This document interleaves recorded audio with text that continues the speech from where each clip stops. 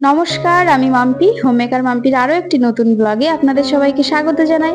আশা রাখছি আপনারা সবাই খুব ভালো আছেন, আমরাও বেশ ভালো আছি। তো আবারও চলে এসেছি নতুন একটা ভিডিও নিয়ে। আশা রাখছি ভিডিওটি আপনাদের খুব ভালো লাগবে।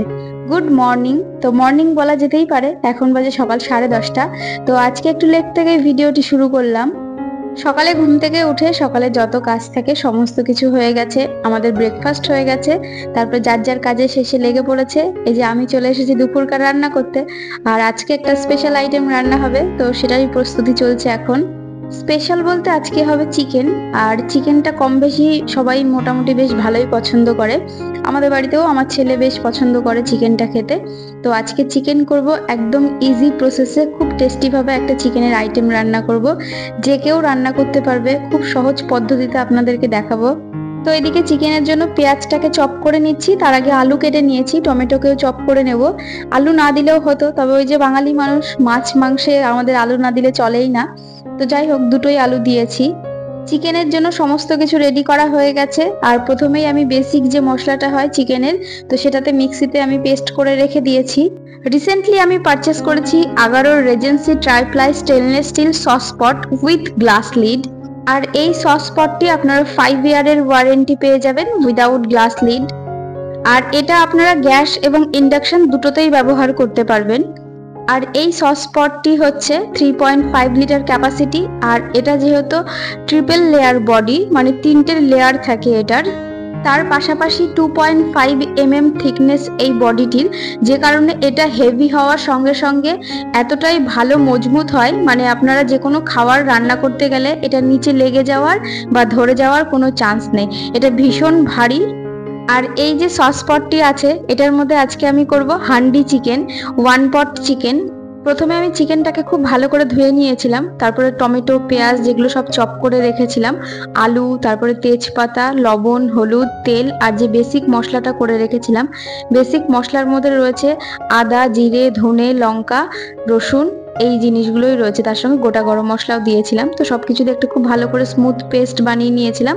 তো সেটা দিয়েই এই যে লবণ, হলুদ, তেল দিয়ে খুব ভালো করে ম্যারিনেট করতে হবে।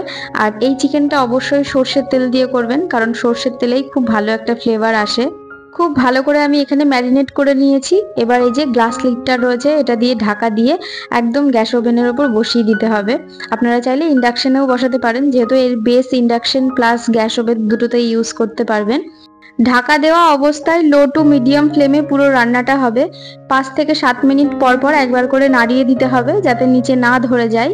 পুরো রান্নাটা 30 থেকে 35 মিনিটের মধ্যে হয়ে যায়। চিকেন করতে খুব একটা বেশি সময় লাগে না, এত চটজলদি আর এত সুন্দর টেস্টি হয় এই চিকেনটা খেতে। আর এই চিকেনটার মধ্যে এক ফোঁটাও জল যাবে না, চিকেন থেকে যে জলটা বেরোবে সেটা দিয়েই সিদ্ধ হবে, সেটা দিয়েই রান্না হয়ে যাবে। আর এই যে সস পটটি দেখতে পাচ্ছেন স্টেনলেস স্টিলের, এটা এতটাই স্টাইলিশ, এটাকে আপনারা সার্ভিং বোল হিসেবেও ব্যবহার করতে পারবেন। তো এদিকে আমার চিকেন কিন্তু 60% ডান হয়ে গেছে, 15 থেকে 20 মিনিট হলো আমি মাংসটা রান্না হয়ে গেছে। এদিকে দেখতেই পাচ্ছেন চারিপাশে তেল ছেড়ে দিয়েছে, আরো 10 মিনিট মতো আমি এটাকে কুক করব। ভীষণ ভালো খেতে হয়, আর এই রান্নাটা এতটাই সহজ, যে কোনো রান্না করতে পারে না সেও করতে পারবে। সবকিছু মশলা দিয়ে ম্যারিনেট করে একবারে বসিয়ে দিতে হবে, খুব ভালো খেতে হয় আর খুব ঝটপট হয়েও যায়। এই চিকেনটা করতে এক্সট্রা করে কোনো তামঝাম করার কোনো প্রয়োজন নেই, বেসিক যে জিনিসগুলো প্রত্যেকটা বাড়িতে থাকে সেই জিনিসগুলো দিয়েই রান্না করা হয়ে যায়। এদিকে আমার চিকেন হয়ে গেছে, আর দেখতেই পাচ্ছেন কতটা টেম্পটিং লাগছে, ভীষণ ভালো খেতে হয়েছিল চিকেনটা। এদিকে আমার রান্না কমপ্লিট, আর এবার টুকটুক করে সংসারের কাজগুলোও করে নেব, মানে রান্নার পরে যে কাজগুলো থাকে আর কি। তো প্রথমে টেবিলটাকে খুব ভালো করে মুছে খাবারগুলোকে সব টেবিলের ওপর রেখে তারপরে রান্নাঘরে যাব বাকি কাজগুলো করতে। রান্নাঘর মোছা, বাসন মাজা, প্রচুর কাজ রয়েছে। তো চলুন আগে টেবিলটাকে খুব ভালো করে মুছে নিচ্ছি, কারণ সকালে ওরা খেয়েছিল, তো একবার মুছেছিলাম, তো আর একবার ভালো করে ফাইনালি মুছে নিচ্ছি। এর আগের ভিডিওতে আলিয়া বিবি কমেন্ট করেছে, গুড ইভিনিং দিদি ভাই, আমি অনেক দিন ধরেই তোমার ভিডিও দেখি, কিন্তু কমেন্ট করা হয় না কোনোদিনও। তোমার ভিডিওগুলো খুব ভালো লাগে আমার। তোমার পরিবার নিয়ে তুমি খুব ভালো থেকো, আর সারা জীবন এমন সুন্দরভাবে সংসার করো।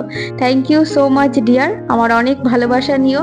আর তুমি কেন কমেন্ট করো না? তোমার আমার ভিডিও যদি ভালোই লাগে প্লিজ একটা করে কমেন্ট করো, কারণ তোমাদের কমেন্ট আমাকে অনেক বেশি উৎসাহিত করে নতুন নতুন ভিডিও দেওয়ার জন্য।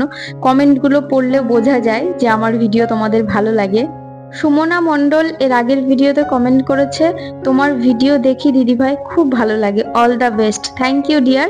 এর আগের ভিডিওতে বৈশালী নাথ দিদিভাই কমেন্ট করেছে, বিশ্বাস করো মাম্পি, শুধু এই কারণেই আমিও রাত্রের বেলায় যতই শরীর খারাপ লাগুক সব বাসন মেজে রান্নাঘর পরিষ্কার করে শুতে যাই, না হলে সকালে উঠে ওই বাসন দেখলেই মাথা গরম হয়ে যায়, মুডের সর্বনাশ। আজকের ভিডিও খুব ভালো লাগলো। থ্যাংক ইউ দিদি ভাই, আমার অনেক ভালোবাসা নেবে। আর তুমি একদম ঠিক কথা বলেছো, রাত্রেবেলায় বাসন না মেজে রাখলে সকালবেলায় মুড একদম নষ্ট হয়ে যায়, কাজ করতে তখন একদমই ইচ্ছা করে না। পরিষ্কার পরিচ্ছন্ন রান্নাঘরে কাজ করতেও ভালো লাগে, দেখতেও ভালো লাগে, আর মনটাও যেন ফুরফুরে হয়ে যায় সকালে যখন ঘুম থেকে উঠে ওরকম পরিষ্কার পরিচ্ছন্ন একটা রান্নাঘর দেখতে পাওয়া যায়। এর আগের ভিডিওতে পূজা মণ্ডল কমেন্ট করেছে, আমার রান্নার জায়গাটাও খুব ছোট, আমি রাত্রে খাওয়ার পর বাসন মেজে ওভেন ক্লিন করে রেখে তারপরে ঘুমোতে যাই। আর আমার হাজবেন্ডের মর্নিং ডিউটি, আমাকে প্রত্যেক দিন ভোর 4:30টায় উঠতে হয়। তো সব কাজ যদি ফেলে না রেখে রান্না বা খাওয়ার পর সব কিছু ক্লিন করে রাখা যায় তো সত্যি কাজ করতে ভালো লাগে। তবে কিছু কিছু কাজ আমি তোমার থেকেও শিখেছি। তোমার জন্য অনেক ভালোবাসা রইল, ভালো থেকো। থ্যাংক ইউ ডিয়ার, আমার অনেক ভালোবাসা নিও, তুমিও খুব ভালো থেকো। আর তুমি একদমই ঠিক কথা বলেছো, সকালবেলায় যদি রান্না কাজের তাড়া থাকে, যাদের ধরুন সকালবেলায় মানে মর্নিং এ ডিউটি থাকে বা মর্নিং এ স্কুল থাকে, তো সকালবেলায় উঠে রান্নাঘরে ঢুকতেই হয়। তো সেই ক্ষেত্রে আগের দিন রান্নাঘরটাকে যদি ক্লিন রাখা যায়, পরের দিন কাজের এনার্জি থাকে। না হলে ঘুম থেকে উঠে নোংরা রান্নাঘরে দেখলে কাজের এনার্জি ডাউন তো হয়, আর তার সঙ্গে বিরক্তিও লাগে।